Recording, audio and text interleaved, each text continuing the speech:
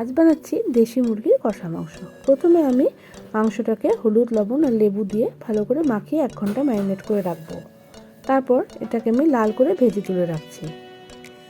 তারপর আমি নিয়ে নিচ্ছি আলুটাকেও আমি সেদ্ধ করে নিচ্ছি। সেদ্ধ করে আমি হলুদ লবণ মাখিয়ে এটাকেও আমি লাল করে ভেজে রাখবো। তারপর বেরেস্তার জন্য নিয়ে নিচ্ছি একটা মিডিয়াম সাইজের পেঁয়াজ।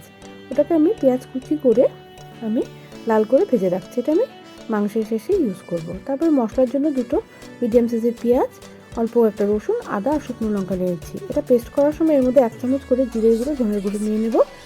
আর নিয়ে নিচ্ছি সামান্য হলুদ, লবণ আর চিনি আন্দাজ মতন। তারপর তেলের মধ্যে এলাচ, দারচিনি, সাদা জিরে আর তেজপাতা দিয়ে এর মধ্যে একটা মিডিয়াম সাইজের পেঁয়াজকে কুচি করে লাল করে ভেজে নেব। তারপর এর মধ্যে মশলাটা দিয়ে দেবো। মশলাটা কষানোর সময় এর মধ্যে 8 থেকে 10 কোয়া রসুন দিয়ে দেবো। দিয়ে তারপর ভালো করে কষিয়ে নেব। আর কষানোর সময় আমি গরম জল ইউজ করব অল্প অল্প করে। তারপর আমি ভাজা মাংসটা এর মধ্যে দিয়ে দেব। দিয়ে কিছুক্ষণ কষিয়ে এর মধ্যে আমি দিয়ে দেব 1 চামচ টক দই। টক দই দিয়ে কম আছে আমি এটাকে নাড়িয়ে চাড়িয়ে নিয়ে এর মধ্যে আমি কাঁচা লঙ্কা আর 3 থেকে 4 কাপ জল দিয়ে, গরম জল ইউজ করছি, দিয়ে আমি ঢেকে দেব।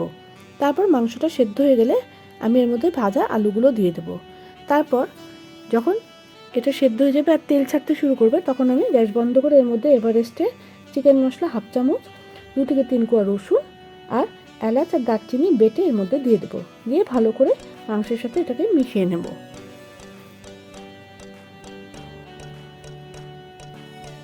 তারপর আমি এর মধ্যে দিয়ে দেবো বেরেস্তাটা। ব্যাস, মাংস হয়ে গেছে।